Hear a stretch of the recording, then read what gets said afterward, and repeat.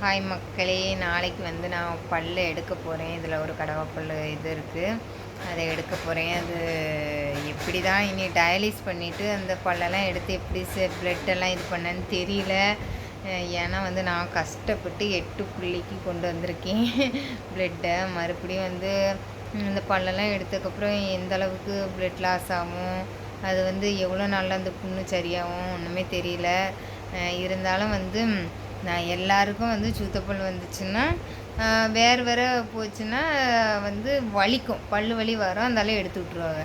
இது வந்து என்ன வேறு பிடிக்கல. ஆனால் பல்லு வந்து எல்லாத்தையும் எடுத்து இதானனால ப்ளட்டு இதாச்சு, ப்ளட்டாக வருது. இப்போ அடைச்சிருக்காங்க, டெம்ப்ரவரியாக வந்து அடைச்சி விட்டாங்க 1 வாரம். அதுக்கப்புறம் கண்டிப்பாக எடுத்துருங்க அப்படின்ட்டு. பல்லு வலிக்காத பல்லை எடுக்கவே மனசு வர மாட்டேங்குது. இருந்தாலும் நாளைக்கு அப்பாயின்மெண்ட் வாங்கிட்டேன், எடுக்க போகிறேன். அப்புறம் வந்து நான் இன்றைக்கி வந்து யூடியூப்பில் வந்து வீடியோ பார்த்துட்டே இருந்தேன்னா, அப்போ ஒரு டாக்டர் போட்டிருந்தாங்க, இந்த கண்ணில் வந்து பூச்சி மாதிரி பறக்கும் பற்றியெல்லாம்.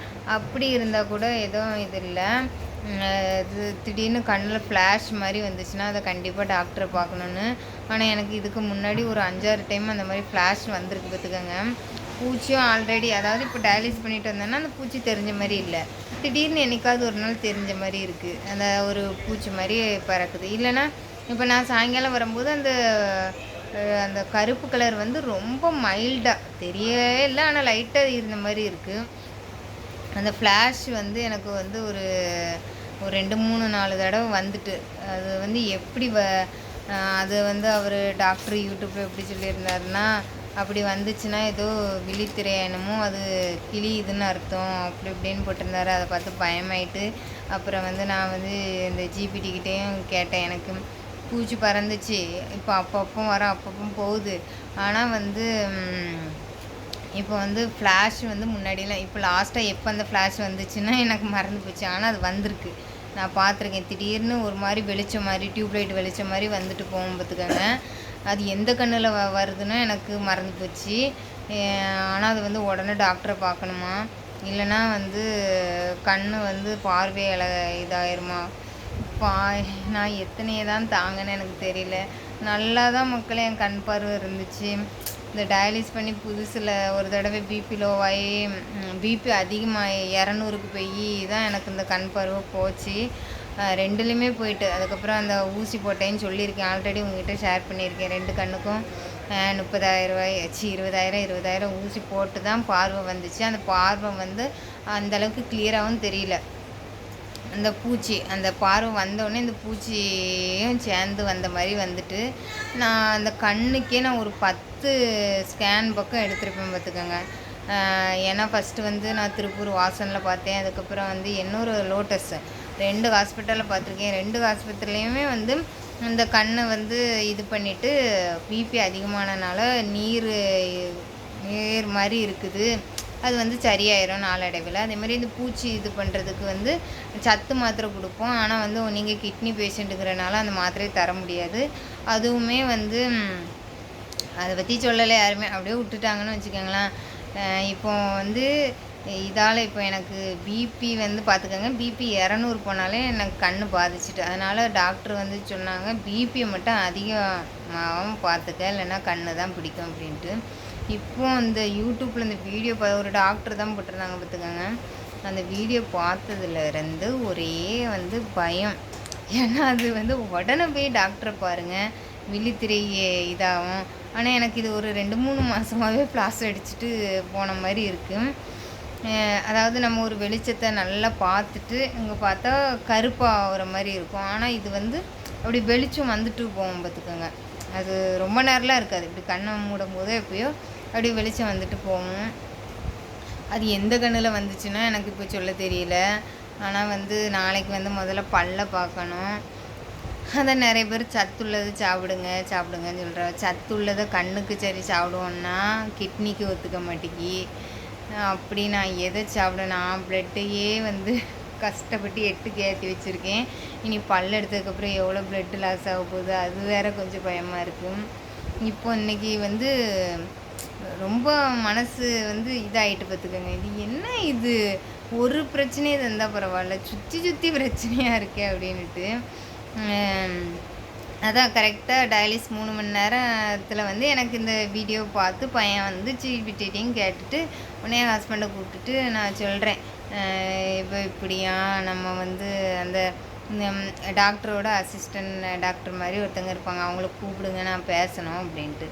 இவிய வந்து என் புலம்பல கேட்டுட்டு அவ பாட்டுக்கு போயிட்டாங்க. மக்களே, நீங்கள் வந்து என் பையனுக்கு இதுக்கு வந்து ஒருத்தங்க கமெண்ட் பண்ணியிருந்தாங்க, ஒரு ப்ளேஸ்லேயே பார்த்துருங்க, நீங்களும் வந்து இப்படி பார்க்காம விட்டு தான் இப்போ கிட்னி இதாகிட்டு நீங்கள் பாருங்கன்னு. நம்ம வந்து ஒவ்வொன்றா சொன்னால் எல்லோரும் வந்து நம்மளை லூஸு மாதிரியும் இவளுக்கு ஒரு வேலையே இல்லையா ஒவ்வொரு பிரச்சனையாக கொண்டு வருவா அப்படின்னு இங்கே நானாக பிரச்சனையை வந்து இது பண்ணுறது இல்லை. நான் மோஸ்ட்லி வந்து அதை வெளியே சொல்லக்கூடாதுன்னு டம்ப் பண்ணி வச்சுக்கிடுவேன். ஏன்னா இந்த ஃப்ளாஷுமே ஒரு 3 மாதமாக இருக்குதுன்னு சொல்கிறேன் பற்றிலாம். இது ஏன் நான் இப்போ வந்து ஆஸ்பத்திரிக்கு ஒன்றும் போகணுன்னு நினைக்கிறேன்னா, விழித்திரையெல்லாம் இதாகிட்டுன்னா வந்து கண் பார்வை போயிருமா. நம்மளுக்கு எது இல்லைனாலும் கண் பார்வை முக்கியம். ஏன்னா எல்லாத்தையும் வந்து லாஸ்ட்டு வர டிபெண்ட் பண்ணிலாம் என்னால் இருக்கவே முடியாது மக்களே. இப்போ மத்தியானம் டாக்டர்கிட்ட சொல்லுங்க அப்படின்னு சொல்கிறதுக்குள்ளே போனது வந்து எனக்கு டயாலிஸ் அப்போ அவ்வளோ கோவம். ஏன்னா அட்லீஸ்ட் டாக்டர் உங்ககிட்ட பேசணுமா அப்படின்னு சொல்லிட்டு இது பண்ணால் கூட நானாவது பேசியிருப்பேன். அதை ஒரு மேட்ருன்னே நினைக்காம வந்து போயிடுவா பார்த்துக்கோங்க. ஏதோ நம்ம லூஸ் மாதிரி பேசிக்கிட்டு இருக்கிற மாதிரி. அதான் வந்து லேடிஸ் லைஃப் இப்படி தான் இருக்குது. நம்ம ஏதாவது ஒன்று சொன்னோன்னா வந்து இதெல்லாம் ஒன்றும் கிடையாது, அது அப்படி தான் இருக்கும் அப்படின்ட்டு போயிடுவாங்க. அதுக்கப்புறம் அது வந்து நம்மளுக்கு பெரிய வினையாக வந்து நிற்குது. இப்போ வந்து பல்ல எடுக்கிறத நினச்சி பையன் இல்லை, கண் போயிட்டா இருக்குதா என்னன்னு எனக்கு வந்து தெரியல. இனி வந்து இதுக்கு ஒரு தடவை ஹாஸ்பிட்டல் போய் இறங்கணும். மொத்தத்தில் எனக்கு வந்து ஹாஸ்பிட்டல்லே எனக்கு வந்து ஒரு வீடு தந்துட்டான பிரச்சனை இல்லை, அங்கிட்டே வாடகை கொடுத்துட்டு உட்காந்துடலாம். அப்படித்தான் வந்து உடம்புல அம்பிட்டு பிரச்சனை இருக்குது. அதை நாளைக்கு பல்ல எடுத்துகிட்டு வரேன். அதுக்கப்புறம் கண்ணுக்கு போய் பார்க்கணும் பார்த்துக்கோங்க. இங்கேயே பார்க்கலாமா இல்லைன்னா கோயம்புத்தூர் அரவிந்த் ஹாஸ்பிட்டல் இருக்குது. கோயம்புத்தூர்லாம் பார்க்க முடியாது, நம்ம திருப்பூர்லேயே தான் கண்ணுக்கு பார்த்துக்கிடணும். ஏன்னா எனக்கு வந்து ஒவ்வொரு இந்த டாக்டர்லாம் பார்த்திங்கன்னா வந்து நல்லா வந்து பாசமாக நம்மளோட குறைகளை வந்து இப்போ நான் இப்படி புலம்பிகிட்ருக்கேன் பற்றியெல்லாம் இதை வந்து கேட்கணும். கேட்டுட்டு என்னென்ன உன் மனசில் இருக்குது சொல்லுன்னு கேட்டுட்டு அதுக்கு ட்ரீட்மெண்ட்டு கொடுக்குற டாக்டர் தான் எனக்கு வந்து ஓகே ஆகுது. அதே மாதிரி எனக்கு வந்து எங்கள் டாக்டர் கிட்னி டாக்டர் வந்து எப்போ போனாலுமே என்னோடய முழு ஸ்டோரியும் கேட்பாவா, அதனால் செட் ஆகிட்டு. அதே மாதிரி கண்ணுக்கு பார்த்தேன், கண்ணுக்கு அந்த கண் பார்வை போச்சுன்னு சொல்லி பற்றியெல்லாம் அப்போ ஊசி போடும்போது அந்த டாக்டரும் வந்து எல்லாமே கேட்டு என் மேலே நல்லா அக்கறையாக இருந்தாவ. அதனால் அந்த டாக்டரை போய் பார்க்கலான் இருக்கேன். ஏன்னா இந்த கண்ணில் பூச்சி தெரியுதுன்னு சொல்லும் போதும் மாத்திரை இருக்குமா அது கொடுக்கலாம், ஆனால் நீ கிட்னி பேஷண்ட்டாக இருக்கா, கிட்னி ஃபெயிலியர் பேஷண்ட்டாக, அது கொடுக்கக்கூடாது அப்படின்னு சொன்னாங்க, சத்து மாத்திரை அப்படின்ட்டு. அப்போ நாங்கள் சத்து உள்ளது சாப்பிட்லாமா, கீரை வகைகள்னால் நீங்கள் கிட்னி பேஷண்ட்டு சாப்பிடக்கூடாது. அப்புறம் நான் என்ன தான் எடுக்க, அதுதான் அந்த பூச்சி மறையவே இல்லை. கண்ணில் ஒரு பூச்சி மிதக்குதுமா. நீங்கள் டியூஷன் போகாமல் இதில் உட்காந்துருக்கீங்க. அட லூஸு, அந்த பூச்சி பறந்தா பிரச்சனை இல்லையா, திடீர்னு ஒரு நாள் வந்து அந்த கண்ணு ஃபுல்லாகவுமே பூச்சி பறக்கிற மாதிரி தெரியுமா.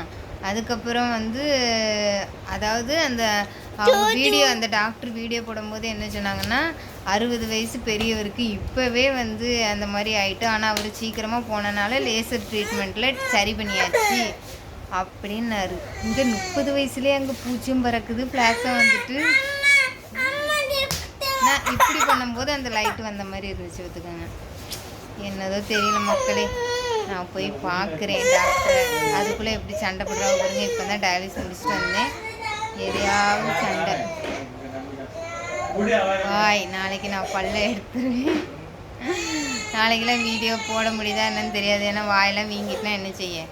அதனால் ஏன்னா ஒருத்தவங்க ரொம்ப அக்கறையாக கமெண்ட்லாம் பண்ணியிருந்தாவே, எது என்னாச்சு சிஸ்டர் நான் நல்லா தான் இருக்கேன். என்னது இது டம்மி காசா?